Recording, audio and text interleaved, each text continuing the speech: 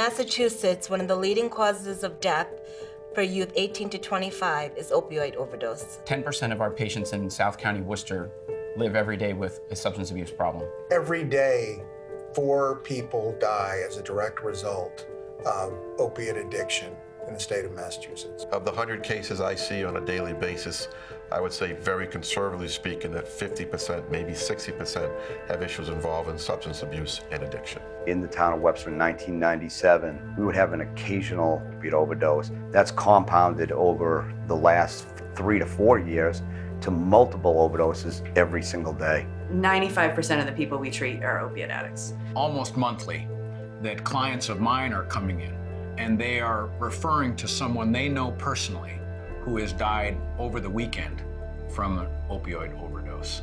Addiction is absolutely pure evil on earth.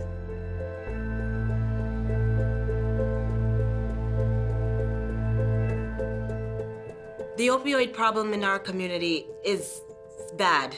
There are a lot of young lives being lost. Addiction takes over everything. Addiction becomes more important than your family, your friends, your job, your children.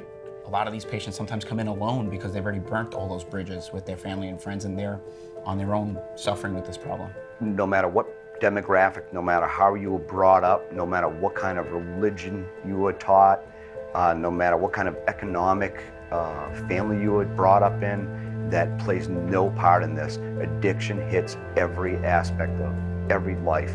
When a person is caught in the throes of opioid addiction, they'll be forced to try to figure out, do I get food for my children or do I go get drugged to try to support my habit? No parent wants to give up food for their child, but they may do so because if they don't get an opioid into their system, they will feel physically sick.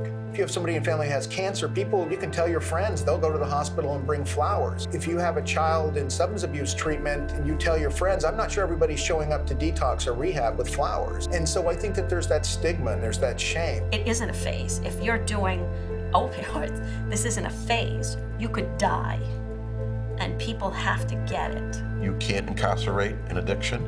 I think the so-called war on drugs has failed miserably. We have to look at it as a public health issue.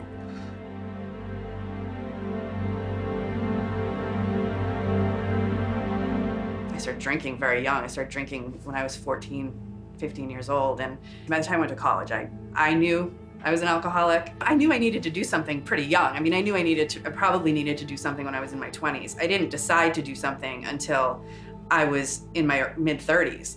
I hated myself. I didn't like where my life was. I was depressed. I got to a point, and I think a lot of people do in later addiction, where I didn't care if I lived or died. I was resolved to just drink myself to death, and pop pills till, I didn't exist anymore. There's not a lot of opportunity here to get the treatment that I needed, and most people need. My personal belief is that the more treatment you get, the better outcome you're gonna have. Thank God I found somewhere to go and I have been able, knock on wood, to stay sober.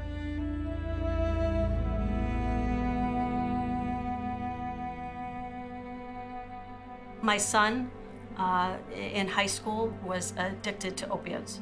He was a very, very good student. His grades started slipping. We had heard rumors of other kids in that particular class that were doing drugs. He had trouble with the law, and we just kind of let that run its course. A lot of years of, I think maybe he's just smoking pot and having a couple beers and he'll grow out of it type of mentality, and then realize that we had a very, very serious problem here. We thought we were going to lose him several times. That pretty much almost destroyed me. And so got him help, and he would do okay for a while and then relapse. And finally, he came and said, okay, I'll try again, I need help. And this time it stuck. Now he's paying forward and he sponsors other young men, and he's a beautiful spirit, as he always was. But he's found himself again, and we know that disease could rear its ugly head at any time, but for right now, one day at a time, he's doing wonderfully. So yes, always have hope.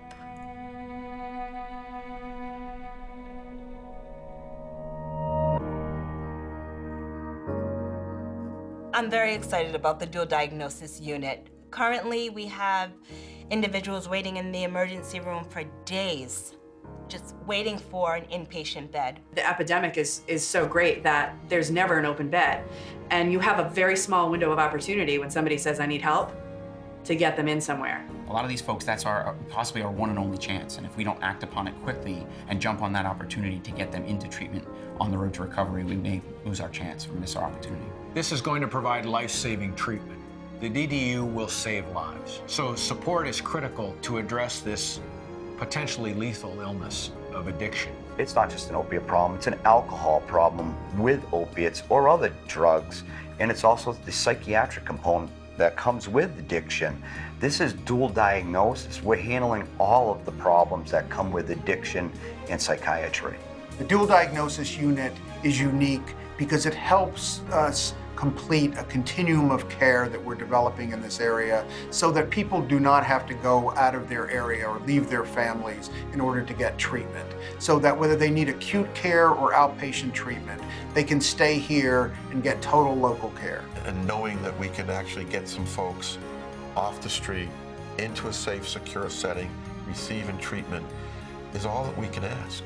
It might get me a night's sleep because, you know, until you go through it, when you're going through that white knuckling stage where you're just constantly worrying about these kids, knowing that there's an opportunity for them to be safe and receive treatment is a godsend for us, quite honestly.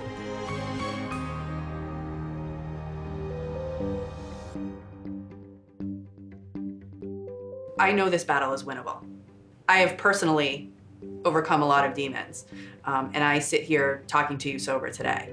It's absolutely reasonable and realistic for people to think that they can get sober. We need to have this dual diagnosis unit open immediately. There are no beds in central Massachusetts, and that's why we're traveling to Cape Cod. This will save lives, but we gotta start here. Local people caring for local people makes a difference. There's much to say about receiving care in the least restrictive environment. It's so important to keep people close to home where they can continue to follow up with outpatient care that they may have been receiving or be receiving once they discharge. It's also going to provide a highway to connect people from the most difficult aspect in time in their illness to achieve recovery and sustain themselves in recovery. And it's going to take a large part of the community to recognize this problem and bring these patients into us, bring them into the treatment facility. Let us help them. Let us save their lives. You know, we see this kid working. We see this kid, you know, enrolled at Nichols. We see this kid, you know, getting his 2-year degree at Quincy. Those are tremendous successes for us. And to see them give back to the community is phenomenally rewarding. If we're not seeing these kids getting rearrested, something good is happening. To paraphrase a famous quote, the fight is not between good and evil. The fight is between doing something good and doing nothing.